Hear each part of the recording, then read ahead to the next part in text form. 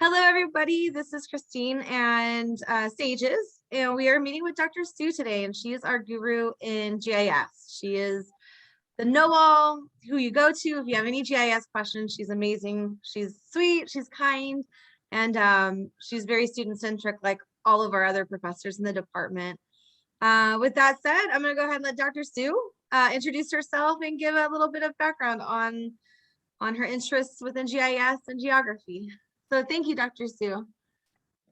Thank you, Christine. Thank you for giving me this opportunity to introduce myself and my research and teaching. My name is Bo Xu, and I'm originally from China. So I came here just for my PhD in 2002. And before that, I completed my master degree in Eastern China, Normal University in Shanghai, and then completed my bachelor degree in the Beijing Normal University in Beijing. So in 2002, I just came here for the PhD. My bachelor's degree specialty is the resource and environmental planning and management. So it's not geography. But the department was previously geography. So actually, I'm still geographer. And in my master degree, my specialization is economic geography in Shanghai. And then when I was in college, I was introduced to GIS. But at that time, it was in early 1990s. I didn't know ArcGIS, but I knew the mapping form. I'm not sure whether you have heard of this software, so it's mapping form. And I was so intrigued with this software. At that time, I just learned a little bit about coding. So just you wrote several codes, and then you can create a button. And with that button, and you can do a lot of things. So I think, wow, this is so amazing. And then in master degree, in Shanghai, although my specialization is economic geography, but I use a lot of GIS. At that time, I was introduced to ArcGIS and ArcMap at that time. So I used the ArcGIS to do analysis and mapping. So it helped a lot for my master thesis. After that, I think, well, I would like to continue to pursue my study and in the US. So I just applied my PhD in the University of Georgia. So I went to University of Georgia in 2002, and my specialization is GIS, because I think, well, GIS can do, at that time, I think GIS can do everything. So you can apply the technique to all the locational information. So no matter it is geography, it is criminal justice, it is business, right? So I think it's really versatile, it's universal. So I was so interested in GIS. And then it was 2002, and then in 2007, I got a master in GIS. And then in 2008, I got a PhD in GIS. So that's my educational background. My master degree in University of Georgia is the, it's geobioforest mapping in Great Smoky Mountains National Park, because the UGA is really close to the Great Smoky Mountains, and that is more about remote sensing. I will talk a little bit later. And my PhD dissertation is the spatial and temporal analysis of hemorrhagic disease in white-tailed deer in Southeast USA. So they are completely different. That also leads me to teach various GIS and remote sensing classes. And after I graduated in 2008, I applied for the tenure track position across the United States, and I got an offer by our CSUSB. That's why I came here. I chose our campus. First is that, yeah, they give me the offer, right? And the second is I like California. So the only place, or the first place I came to the United States is in Georgia. So that's Southeast United States. And during my PhD, I came to California twice, and I really like this area. It's really sunny and it's always clear. So I am really glad that CSSP gave me the offer, and then I came here. That's 2008. So since 2008, I think I've been here for 13 years. And in 2014, I got the tenure, get the associate professor, and in 2019, got a full professor. So that's a whole my work background. Thank you. Since I came here, I mainly teach the GIS and remote sensing.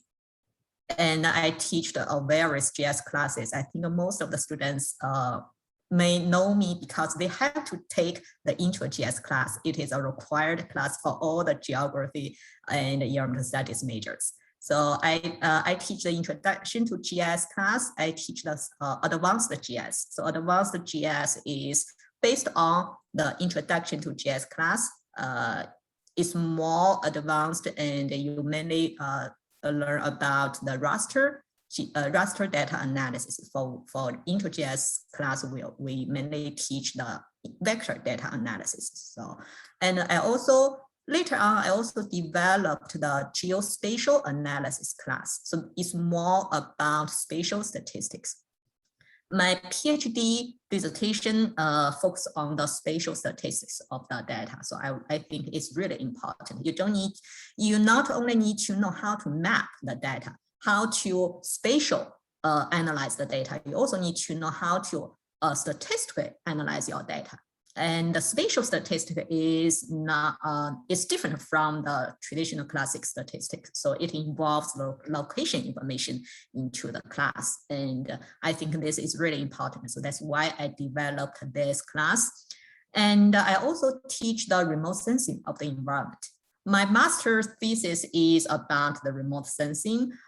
If you have learned the remote sensing, you know we have the satellite image, right? We have the satellite image, and the pixel, the digital number of the pixel is just from 0 to 255 for most of the images. But you need to know what they really represent on the ground. So that involves the classification of the image. And my master thesis is more about how to accurately classify the remote sensing image. So this is maybe a popular topic in remote sensing. In our remote sensing of environment class, we learned the supervised classification and unsupervised classification. Those are the backbone of image classification, but we have more advanced classification method. So for the GeoBio, in my master thesis, that's more about object-based classification. So that will partially correct all the salt and pepper results of the image classification. So I think, well, this is also important for remote sensing, especially with the advance of the remote sensing technology and the big data mining. So I think remote sensing is more and more integrated into GIS. And for students with a GIS major or GIS certificate, it is essential for them to know about the remote sensing. So I also teach this class. And I also developed the WebGIS class. So this is relatively new because WebGIS now is the increasingly popular in the GIS technology. So everything is online, and it will reach a huge number of users and audience. So I think this is just a future trend of GIS. I would like my students to know about WebGIS. So I also developed this class. I think that's are the classes I'm teaching in the department since 2008.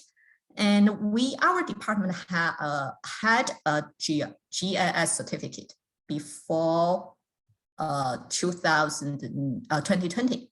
And after we transferred from the quarter to semester, so we just developed a GIS minor program so that students can choose whether they want to have a certificate or minor. And I think right now more and more students are applying for this either minor or certificate because I think this really helped them in finding a job in maybe on the market or for further pursuit of their study or maybe in application of their own major. So I'm the coordinator of the GS program. So if you have anything related to the GS program, GS certificate or GS minor, just contact me and then we can discuss more details about this program. Yeah, and for my research, so it's just about remote sensing and GIS. So I'm more interested in the spatial statistical analysis. And I also did some study on remote sensing image classification method. So we would like to research more on how to more accurately classify the image. Especially recently, we have the drone, right? And then we have the more high spatial resolution, temporal resolution, remote sensing images. So how we can combine all these technologies and get more accurate results. So that's my research interest. Yes. Mm-hmm. Thank you. I kind of wanted to comment a little bit when you mentioned that it's not just like geography. Unfortunately, I had to drop your WebGIS course just because I had a lot on my plate. But when we did our introductions, it was a really cool collection of majors. There was political science majors, there was computer science majors, geography majors, environmental science, and it was really cool that it's an area of study where so many different majors can benefit from it and use it to display their research and their data findings. I don't know. I thought that was a really neat little I also observed this. So each class I have a collection of different majors. So from the math, from even history, anthropology, political science, business, and computer science.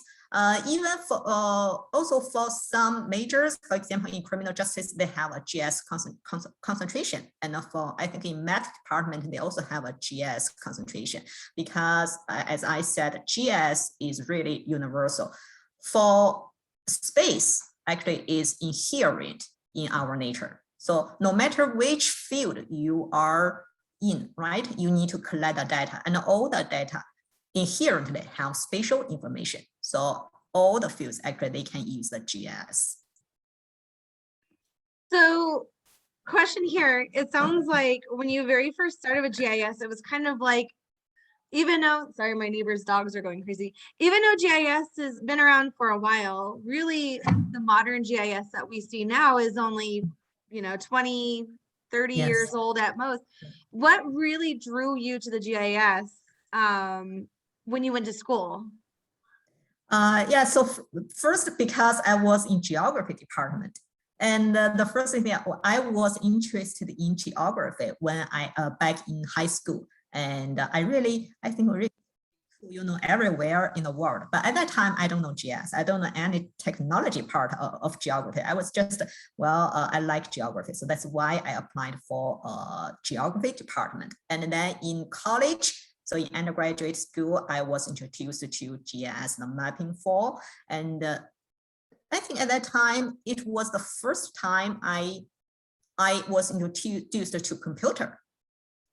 And I think it's really amazing. So you can use computer to just automatically do something that before you just manually did. So I think it's really interesting and intriguing. So that's why I think GIS is really cool. And especially in my when I did my master thesis in the Eastern China Normal University, I used the GIS a lot. I use GIS to create maps, to do analysis. So, although at that time my specialization is not GIS, it's economic geography. But I think my real interest is GIS. So that's why I applied for GIS for my PhD. Yeah, so that's the graduate interest in GIS. it's really cool. It's very powerful the way that you can assess data and just display it and not manipulate it in a bad way, but you know, when we're obviously I personally only have basic understandings of it, but it's really cool to be able to map stuff out and manipulate the data in a way to where you can see different demographics and different, you know, findings and stuff. It's so powerful, like you said, having the computer do it all and stuff. It's really cool. Yeah, you can find a trend in the data. When you collect data, at first you don't know what the data can tell me. But with GS, you can visually and also analytically see the inherent trend in the data. So that's, I think, is really amazing about GS. And also with the WebGIS, I think it can reach to a large number of users. And if, for example, for WebGIS, if you make your data public, actually everyone in the world can see your data, can see the results. So I think this is another charm of GIS. And it's really make the Esri is really make GIS more and more accessible to the normal users.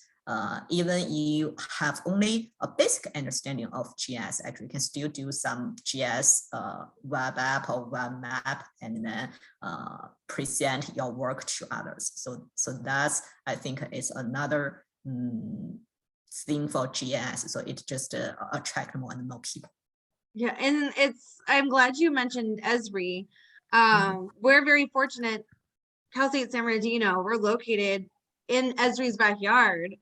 And I know a lot of our students who pursue GIS, different types of GIS, kind of have this end game of maybe wanting to work with them or get internships with them.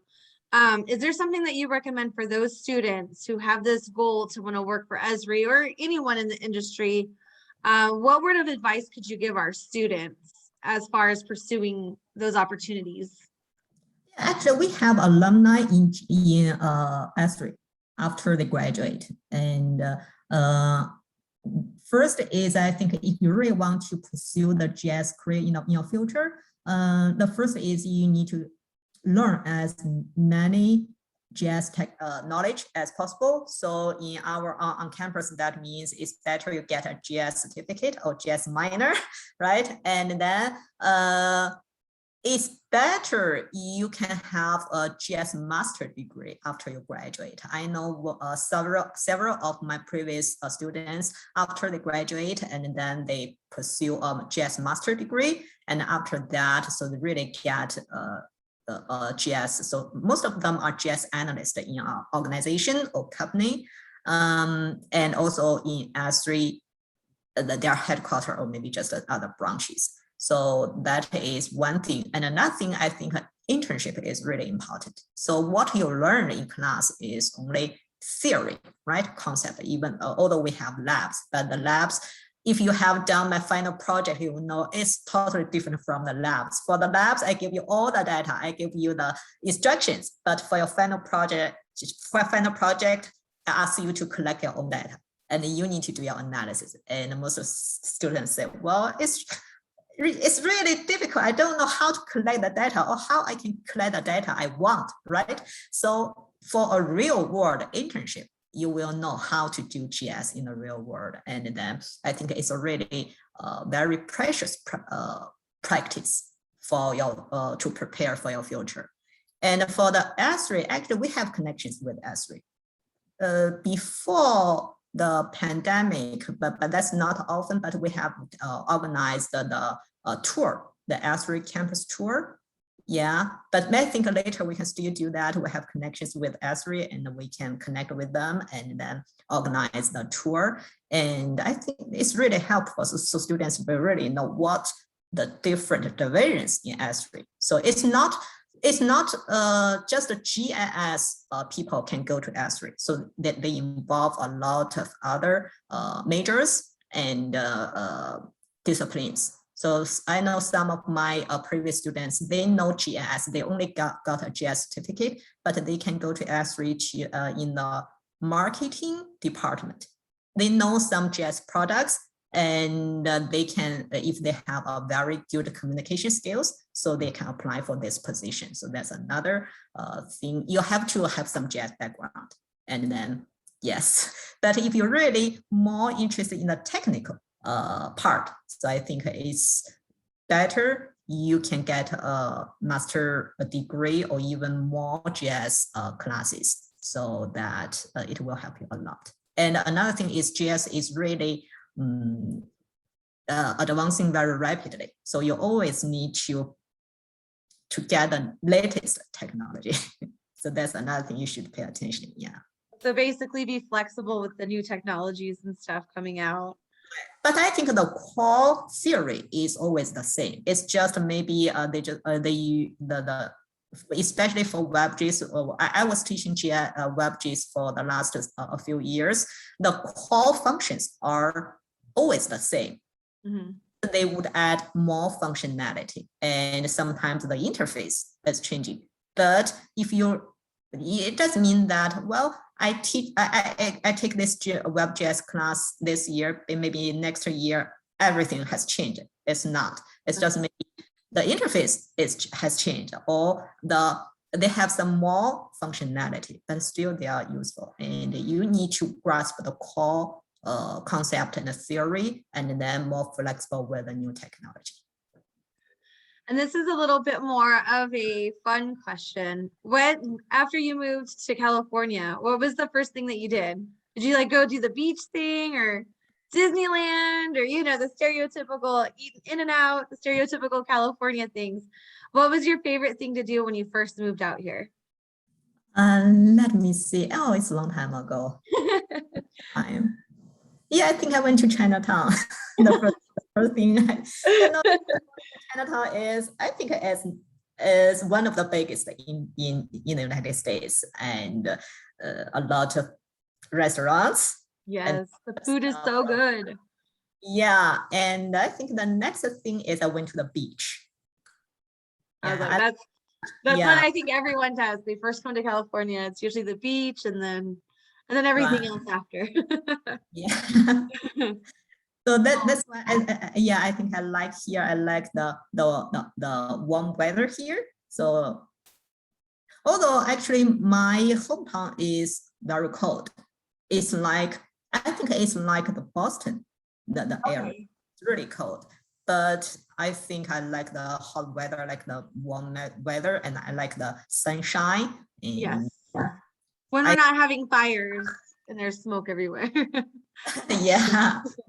So that's the first thing I did, I think, in my memory. Yeah. That's a fun question.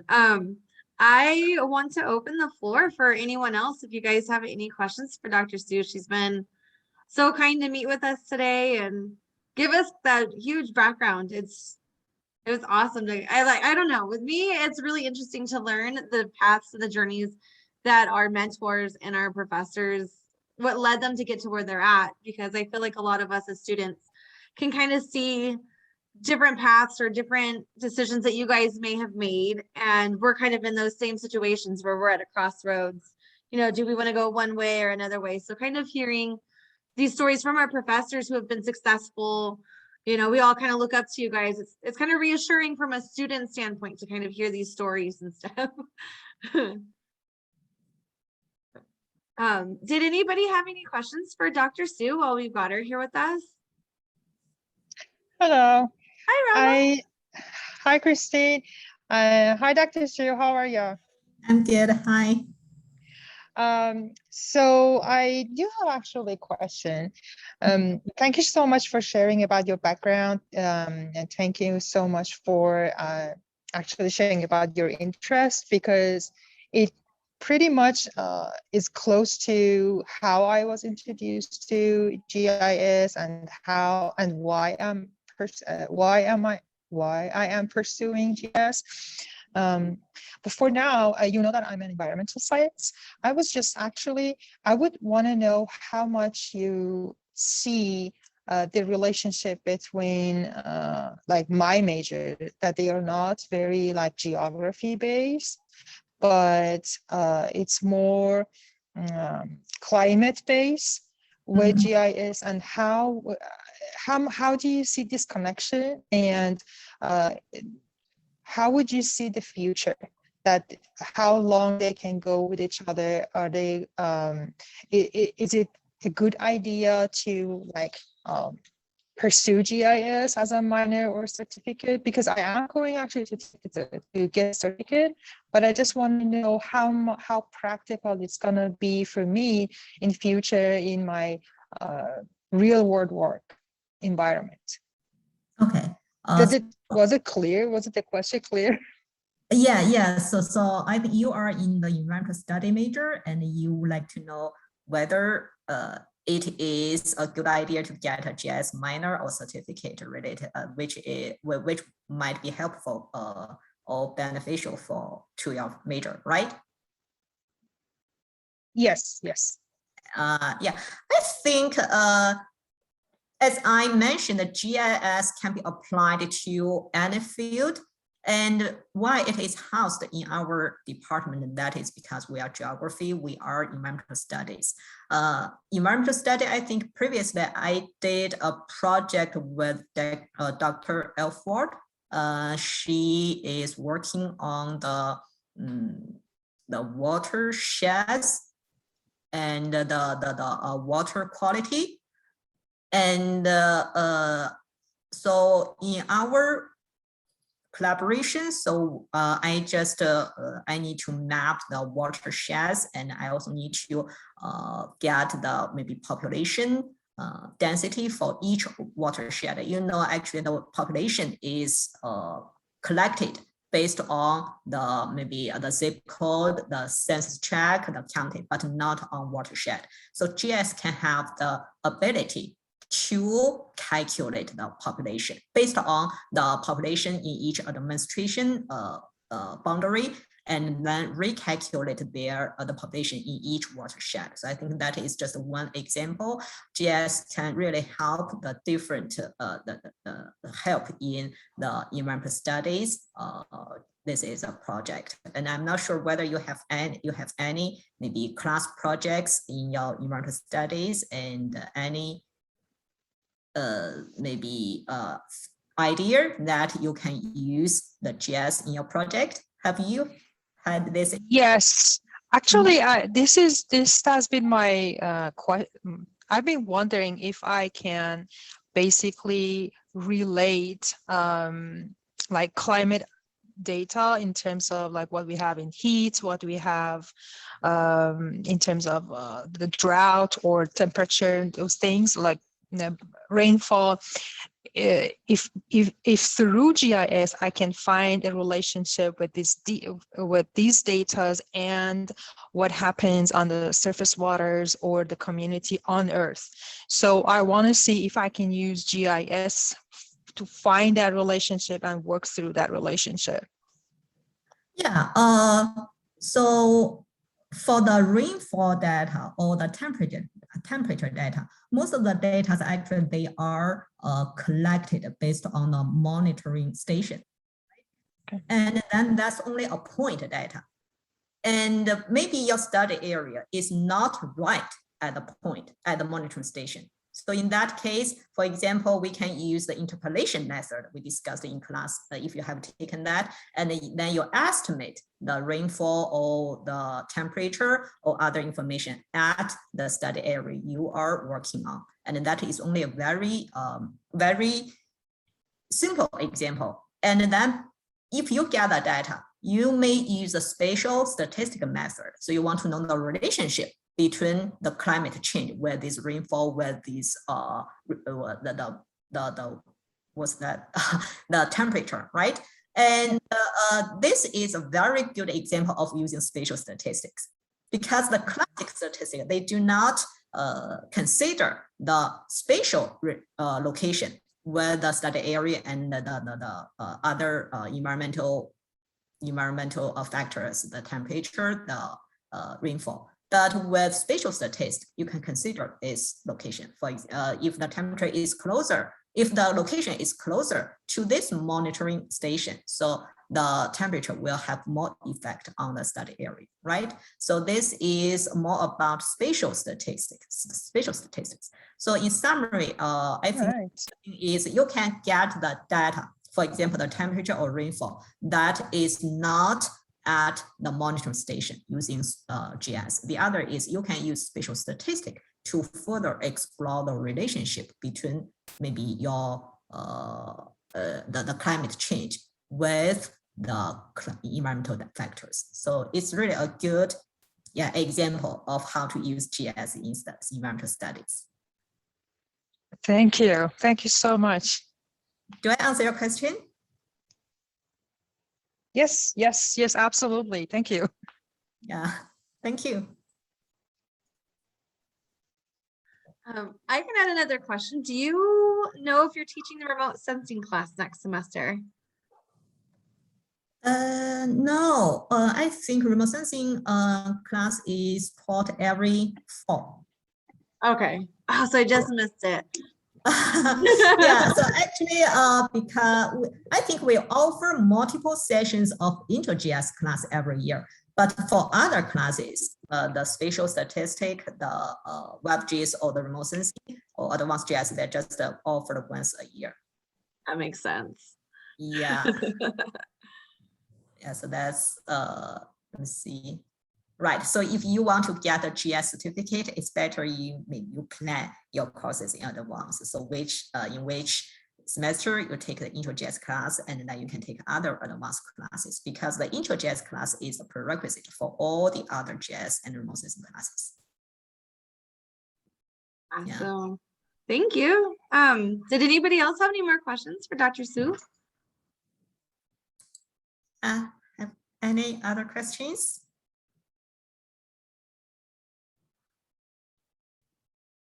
All right. Oh, Michaela's coming back in. She got kicked.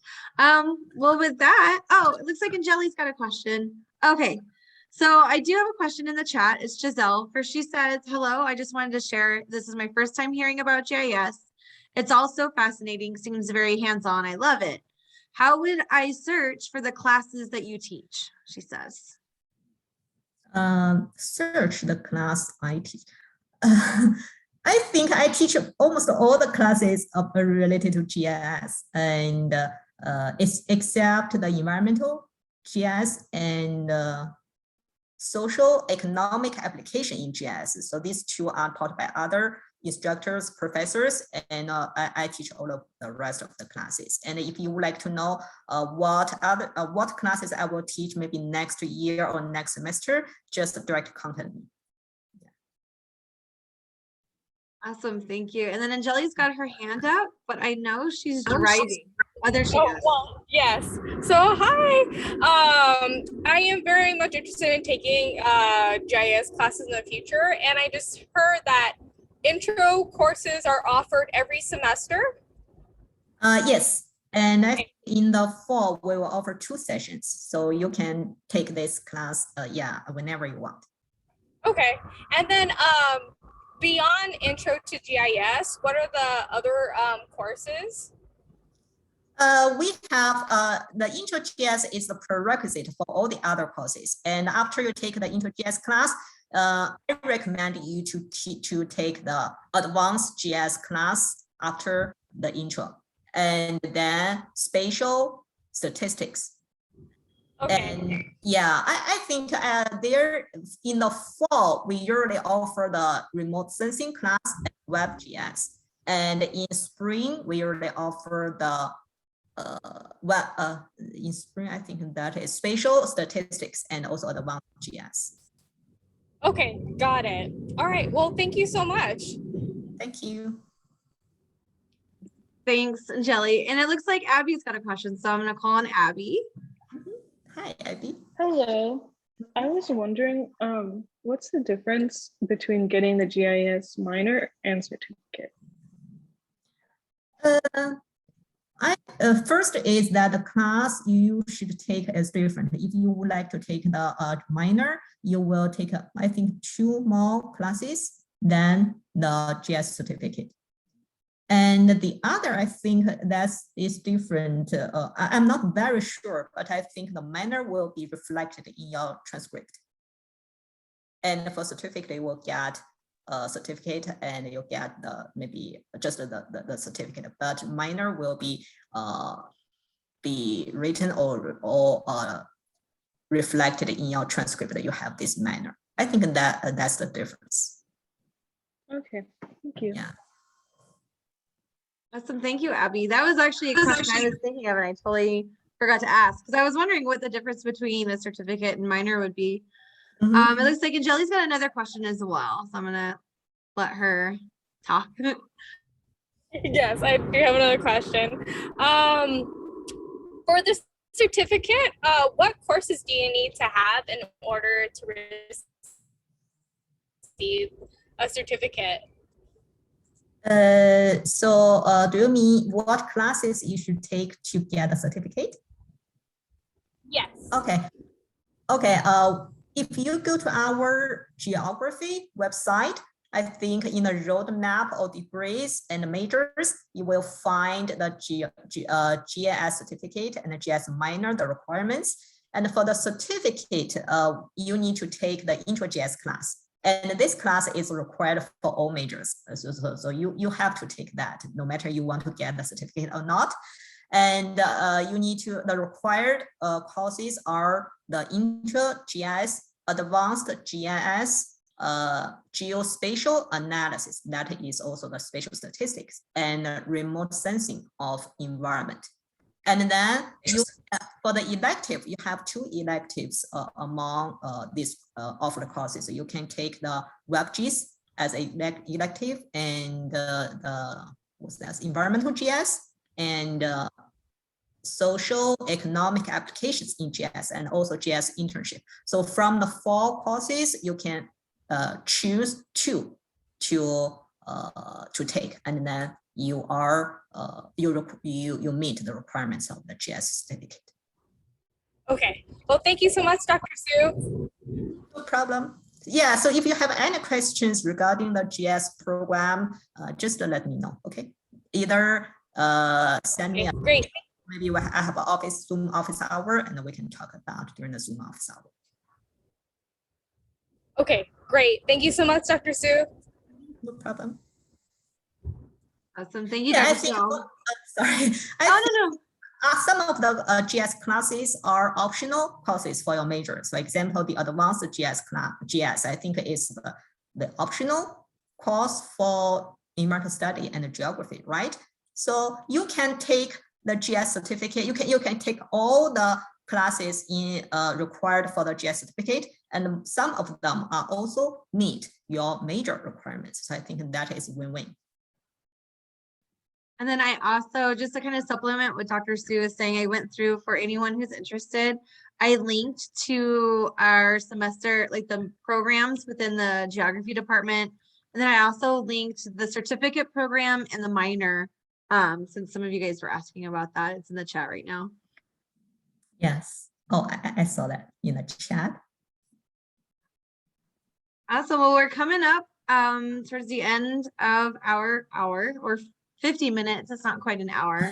I just wanted to see if there was anyone that had any last minute questions before we wrap this up. Dr. Sue has been so kind to meet with us. This has been very informal. This is informational, yeah. not informal.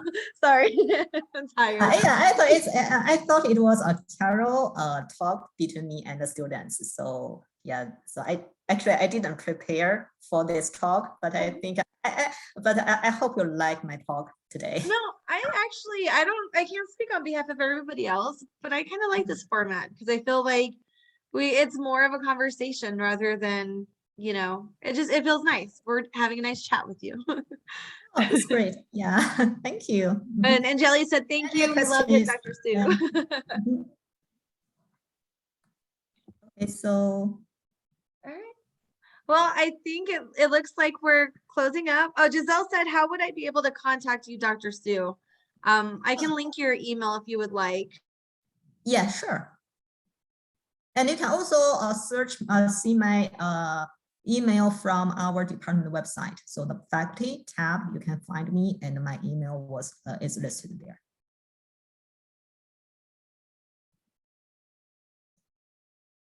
Sorry, I was muted. There's her email. I went ahead and it's really easy. It's a very short one. I think the shortest professor email I've I've had to. Yeah, I know. Every time I introduce my name and say my name is Bo, and then they just wait for a while. That's it. Yeah, I think, yeah. I love it. Thank you. Awesome. And Giselle says thank you. All right. Well, thank you so much, Dr. Sue. Again, we know how busy you guys are. It's been chaotic with the transition back on campus and everything. So it means a lot that yourself and the other professors have been taking the time out of your day to meet with us. And I think this was very beneficial. Yeah. Thank you for giving me this opportunity. I know for the last, I know everybody's name for the last 1.5 years, but because this is so special time, so we cannot really contact face to face. So it's really a good chance and opportunity to meet everybody and introduce myself and let you know my background and how to contact me. So maybe in the future we can have more close contact and relationship. Yeah. Awesome. Well, I love it. I'm going to go ahead and stop recording now. But again, thank you so much. And thank you, everybody, coming and joining us with these talks. I know I always thank the professors, but also I need to thank the students too, because if we didn't have students showing up and continuously coming to these talks, we wouldn't have a need for it. So I think it's amazing. Thank you guys, everyone, for everyone in this room for showing up. Yeah, thank you, Christine. Thank you, everybody.